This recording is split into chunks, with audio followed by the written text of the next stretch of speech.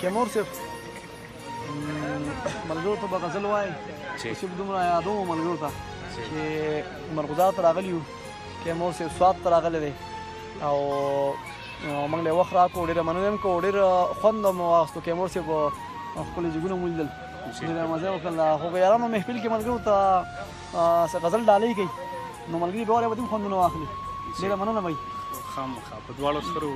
مننه قربان لوهار صاحب د غزل نه مخکې دوه شعرونه څه ملګري را سره شاته ولاړ دي د هغوی په غوښتنه باندې یو روماني غزل ویم چې په هغه شپه مې د سترګو سترګو کېږي په هغه شپه مې د سترګو سترګو کېږي چې په کومه شپه باران وي او سیلۍ وي ډېر ښه دی په هغه شپه مې د سترګو کېږي چې په کومه شپه باران وي او سیلۍ وي بلا وخو شو چې هېڅ دې خبر نه شوم بلا وخو شو چې هېڅ دې خبر نه شوم چې هغه جینۍ به مړه او که ژوندۍ وي ډېر ښه شعر دی د غزل مطلع رس ده چې مالګې نیولی نشم نورې په زخمونو پورې مالګې نیولی نشم نورې په زخمونو پورې څوک دې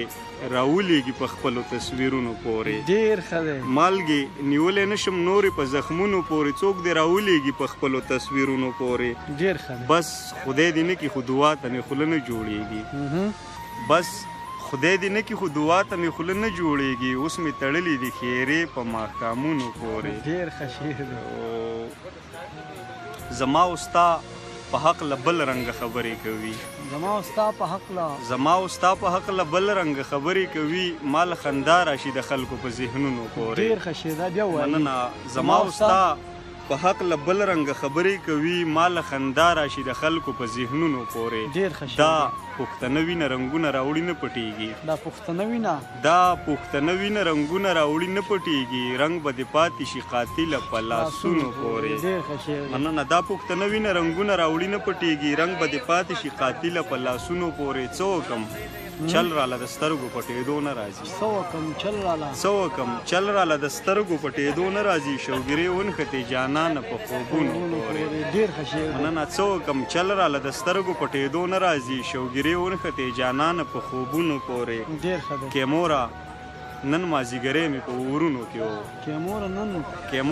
نن مازیګری مې په ورونو کې و ولاړه ومه د ماښام د اذانونو پورې ډېره مننه ملګرو چېرته چې خاد آباد اوسئ هم د کیمور صاحب په دغه شعر د اجازت اخلم چې دا غټ دي دا واړه دي دا مې خوښ دي دا مې نه دي دا غټ دي دا واړه دي دا مې خوښ دي دا مې نه دي بس تاله به د ټوله ورځ بنګلي وړم راوړم السلام علیکم